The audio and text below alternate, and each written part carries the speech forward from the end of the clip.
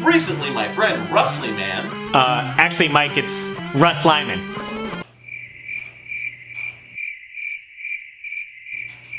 Recently, my friend Russlyman asked me to participate in his Megaman Marchathon. Or is it Mega March Manathon? Or, wait, no. Mega Man March Marathon? Mega March Marathon? Is that it? Wait, what? Remind me not to ask Mike Tendo for any favors again.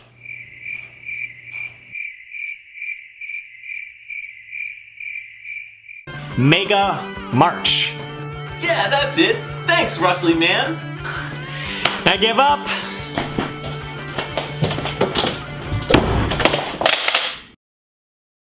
Well, little did he know, but Mega Man 3 is actually my favorite game of all time. So what better way to celebrate Mega Marchathon than to celebrate and review Mega Man 3? But how to review your favorite game of all time without just singing and gushing its eternal praise? Well, that's what we're going to do this episode. We're going to take an in-depth, intricate look at none other than my favorite game of all time, Mega Man 3. It's Mega March!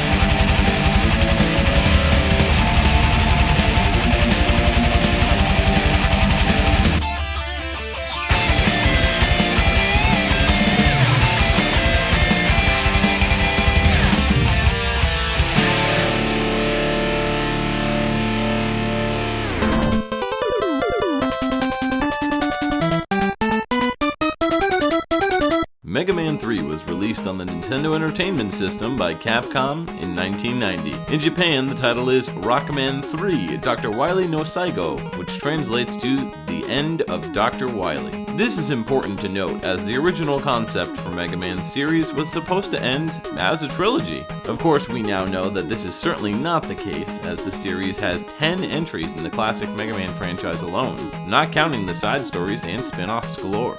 I remember walking through the video game aisle of Toys R Us when a magazine called Nintendo Power caught my eye. This was the very first issue of Nintendo Power I had ever seen, and after buying it immediately, I subscribed the next day. The cover image of Mega Man 3 got me so excited to learn more about this boy robot and his canine companion. Who is Mega Man, I thought? After all, I hadn't even heard of him or his games up until that point. I had to own this game, but I needed it as soon as possible, so I settled for a rental. So, is Mega Man 3 the finest game in the series, or is it an unfinished, misunderstood entry in the series? Let's take a look. We shouldn't need to dive too deep into the history of Mega Man, as most who are here are probably pretty familiar. So, to keep it brief, Mega Man, also known as Rockman in Japan, is a character created by Capcom as an original IP specifically designed for the Japanese console market. Since the Famicom was huge in Japan, Capcom began to transition some of their staff into making games for the system, porting over many of their arcade games.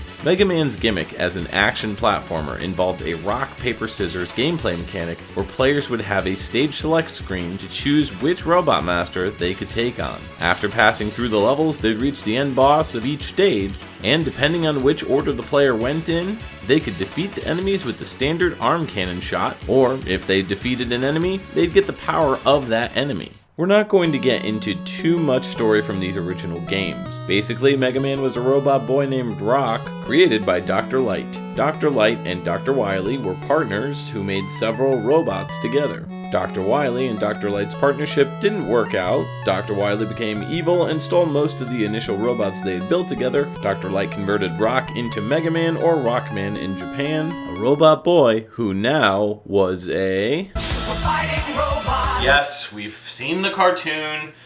Obvious joke is obvious. So, after defeating Dr. Wily twice, we come to Mega Man 3, and right off the bat, we're treated to one of the most memorable title screen songs in the history of video games. Mega Man has always been a series full of great music, but Mega Man 3 features some of my all-time favorite songs. This is one of those video game soundtracks I can go back to time and time again and never get bored with it. I always find new layers hidden within the songs to obsess over, and it's one of the biggest reasons why it's my favorite game. Whew, okay. I need to reel it back in now. Focus, analyze. How can we pick this game apart without being unbiased? Well, let's start with the music. While most of the songs are high-tempo dance and hard rock themed tracks, there's some that feel more jazzy or samba-ish. I like the full-bodied variety that Mega Man 3's soundtrack goes with, but I must admit that some of the music can be a bit grating at times, particularly the password music. Proto Man's theme has gotten more grating on the ears as time has passed, and the track I used to love singing out loud now kind of gets on my nerves. And while I enjoy Gemini Man's track, his stage music has always been one of my least favorites in this game. Unlike in Mega Man 2, where a brief synopsis of Mega Man's adventure is foretold in the beginning, Mega Man 3 sticks to a callback to the first game, where pressing start jumps us right into the stage select. There's also a password option where you can enter into a grid to get back to a spot in the game, which is a huge help for people who are not, for whatever reason, able to beat it in one sitting and want to come back to it. What I love about Mega Man 3, especially over Mega Man 2, is that you have much more freedom to choose your own boss path. You can start out with Magnet Man and move to Hard Man, Top Man, Shadow Man, or you can just take on Top Man, then Shadow Man. From there, you can either jump up to Spark Man or Snake Man, and depending on which one you pick from there, you can go either back to take out Magnet Man with Spark Man's power, or you can press ahead and use the Search Snake weapon you got from Snake Man to take out Gemini Man, and then finally Needle Man. The weapons are full of lots of variety and take out different levels of energy that harkens back to the rock, paper, scissors days of the first game. That is unlike Mega Man 2, which is the easiest game in the series thanks to the completely overpowered Metal Blade that takes out every enemy with very little effort. However, Mega Man 3's gameplay, at times, can be extremely laggy, especially when it comes to using certain weapons. Take Gemini Man's power for example. When using it to take down Needle Man, the game slows to a crawl if the shot bounces off of walls. When I was a kid, I used to think it was a cool effect that the game made to make it seem like everything was running in slow motion intentionally. It wasn't until years later as I grew up that I began to realize that the processing power of the NES just wasn't enough to keep everything running as smooth as possible. There's a ton of new features that, to me, make Mega Man 3 stand out over its counterparts. For one, I feel that the way Mega Man controls in this game is much more fluid as he feels less heavy than in the first two titles. He also has a slide maneuver that you can perform by pressing the A button, the down button, and whatever direction you're pointed in. This opened up level design immensely and made it possible to dodge more enemies and get through levels differently. It completely changed up the run to the right or left mechanics of travel, allowing players new and exciting ways to move. This was particularly heartbreaking to see removed from future installments such as Mega Man 9 and Mega Man 10. I mean, I realized the appeal of harkening back to Mega Man 2, the series' arguably most defining game, but to me, Mega Man 3 was a true evolution when it came to movement of the Blue Bomber. In Mega Man 1 and 2, there were items that Mega Man would acquire that would help him get to new places. In Mega Man 3, these generic items were instead rolled into an all-new ally named Rush, the robot dog. And I mean, aside from his Scooby-Doo personality in the Mega Man cartoon, who didn't love Rush? There were 3 different versions of Rush that players could collect in Mega Man 3. Rush Coil was given to you from the start, which allowed Mega Man to be shot up in the air when you jumped on Rush's back. Rush Marine, which allowed Rush to transform into an underwater vessel that allowed Mega Man to go deep-sea diving. And lastly, the Rush Jet, which allowed Mega Man to fly anywhere.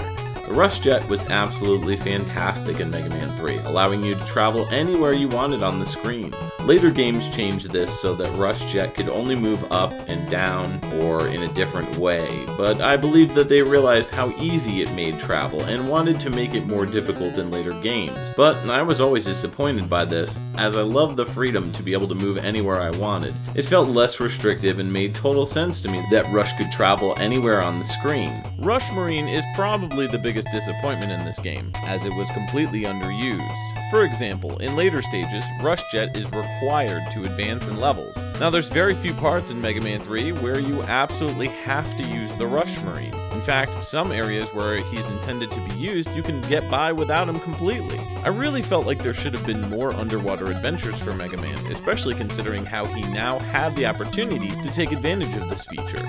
Enemies were as creative as ever, with the graphics and design becoming more and more impressive as you went through the game. Graphically, this was the finest entry in the series at this point, and it was arguably the most colorful and exciting game with some of the biggest and loudest sprites to be released on the NES at the time. However, there were tons of little glitches and problems that the game dealt with. Some platforms could knock you off even if you were just standing on them, such as these rising platforms in Snake Man's level. I wasn't able to capture an example just because, well, I've blown through this level so many times I can barely screw up intentionally, but the point that I'm trying to make is that you can get knocked off if you're just standing in the middle. Enemies were able to be avoided much easier thanks to bugs in the game, such as these bees. Plus, if you had an extra controller and you plugged it into the second port, you can hold down the up button to slow down enemies' animations. And by pressing right, you could have whoever was playing on the Player 1 controller die in a pit and then come back to life. This caused the music to stop if you did, but when the music changed, such as when entering into a boss room, it would return.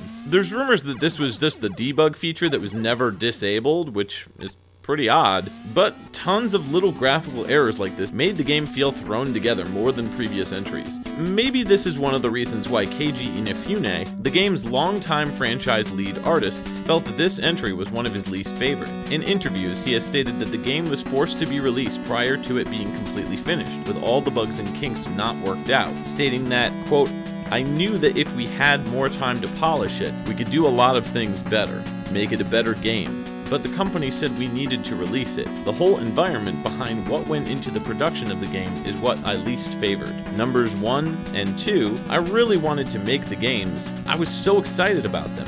Number 3, it just turned very different." Mega Man 3 also introduced us to Proto Man. Or, Break Man? With the power to break? See, this is where it was always confusing for me as a kid. Breakman is the character that Mega Man encounters in Magnet Man, Hard Man, Shadow Man, and Gemini Man's levels. You'd have to spar with him initially as he entered with that infamous Proto Man whistle call. Though we don't actually learn Breakman's name in-game until later on, we also learn that Breakman is actually Proto Man, Mega Man's older brother. He was a mysterious character that we wanted to learn more about, but had to wait until later games in the series to get more backstory. Regarding the story, there's not a lot here. The game kind of relied on players to read the manual first, which gave the full details. Basically, Dr. Wily states that he's done being evil and collaborates with Dr. Light on a peacekeeping robot named Gamma. The robot masters in Mega Man 3 were apparently mining robots searching for special Gamma crystals. Magnet Man, Top Man, Shadow Man, Snake Man, Spark Man, Needle Man, Gemini Man, and Hard Man. I mean, really, Hard Man? Did they really think that name was a good idea? Anyways, the Robot Masters go berserk and take off with 8 of Gamma's power crystals, so it's Mega Man's job to stop them and retrieve the crystals. Well, Wily then reverts to his evil ways and steals the crystals himself to use Gamma for evil instead of his intended purpose. Unfortunately, none of this was explained in any kind of intro cutscene, which would really help explain What am I fighting for?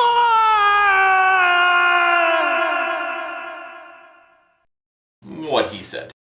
After defeating the 8 Robot Masters, you take on these Doc Robot stages. These are rehashed, more difficult versions of the 4 stages: Shadow Man, Needle Man, Gemini Man, and Spark Man. Here we have the first callback to prior games, where the souls of the 8 Robot Masters from Mega Man 2 are inserted into the Shell Robot, simply called Doc Robot, or Question Mark Man. I don't know, whatever you want to call him. Megaman then has to use his weapons from Mega Man 3's Robot Master roster to defeat these enemies from the second game. This was an extremely unique idea that was barely used again in any other Mega Man game, which is a shame because it really fleshed out the experience. Because of this, it's also one of the longest classic Mega Man games to date, with the 8 Robot Masters, the 4 Doc Robot stages, Breakman stage, then Wily's Castle. I don't personally mind the length, but I do wish that the Doc Robot stages had more callbacks to rooms from Mega Man 2, or even Mega Man 1, as it would have been interesting if they created a level layout similar to that game, but with all the new abilities such as Rush as well as the Slide factored in. In the end, Mega Man defeats Wily and Gamma, but the castle comes crashing down. He's saved at the last minute by Breakman, who is revealed to be Proto Man, Mega Man's brother. This game was supposed to complete the trilogy, and there weren't supposed to be any more Mega Man games, but thanks to this game selling so well, Capcom decided to push forth with more, creating 3 more games, which brings the total to 6 games on the NES. I remember renting this game when I was a kid, taking it home from my local Blockbuster and trying to get through Magnet Man's level. I was in Little League at the time and really didn't want to go, but my parents forced me to pull away from the Nintendo and go play. But the entire time, all I could think about was getting back home and playing more Mega Man 3. I don't know why it's my favorite game of all time. I've beaten it more times than I can count, sure, and I can beat the game without dying, and I can say that about very few games. I'm not trying to brag here. I'm just stating that it's a video game that I will undoubtedly cherish until the day I'm gone from this earth. So, to pick apart a game that makes me feel this way was understandably tough, but now after all these years, I feel a bit closer with the title than I ever have been. Video games, like many art forms, are created with the intention to creatively escape into a world unlike our own, in my opinion at least. Mega Man 3's world and colorful characters, vibrant music, and exciting gameplay always kept me coming back for a visit. And despite thinking about what could have been if it was developed a little bit longer by Capcom, it still remains my favorite video game of all time that I boot up multiple times a year just to play through, to get lost in.